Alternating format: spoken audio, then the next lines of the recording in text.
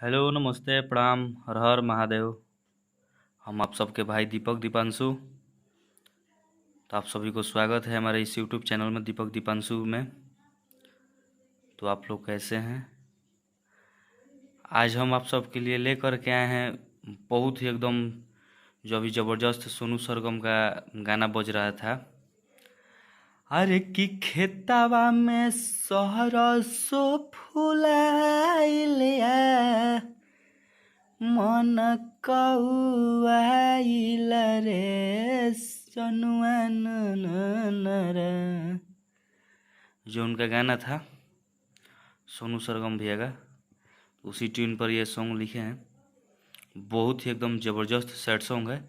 Sad song 2024। तो बहुत ही एकदम अच्छा गीत बाटे। बहुत एकदम रोसो को पसंद आई। सुपर डुपर हिट गाना बा।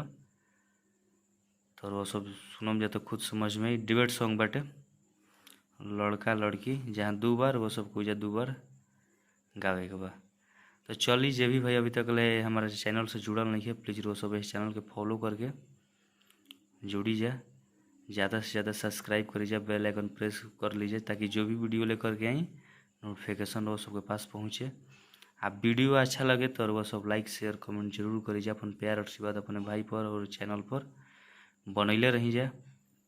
तो जे भी भाई के पर्सनली सॉन्ग लेवे के होखे, भाई लोग संपर्क कर सकताने। कम से कम चार्ज में भाई लोग के अच्छा अच्छा गाना लिखल जाई। तो चली रहो सबके देर ना करते हुए हम डमी करके सुनावत तनी। लइका के लाइन बा।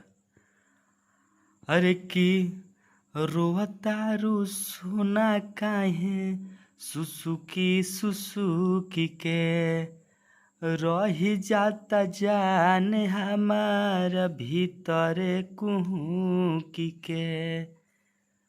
रोवतारू सोना काहे सुसुकी सुसुकी के रही जाता जान हमार भीतरे कुहुकी के।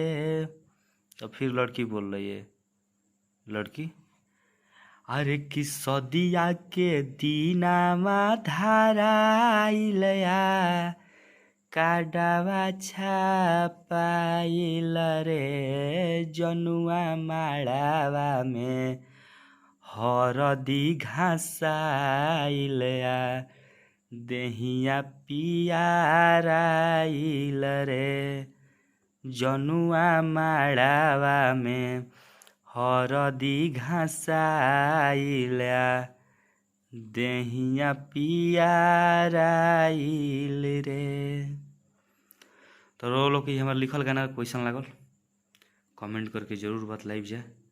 आई अच्छा लगी तो प्लीज़ आप लोग अपने भाई के एकदम प्यार आशीर्वाद भरपूर देहब जाए और इस चैनल के भी।